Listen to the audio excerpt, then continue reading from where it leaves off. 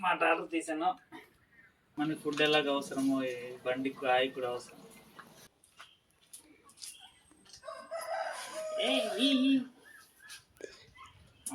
మామూలుగా తిన్నే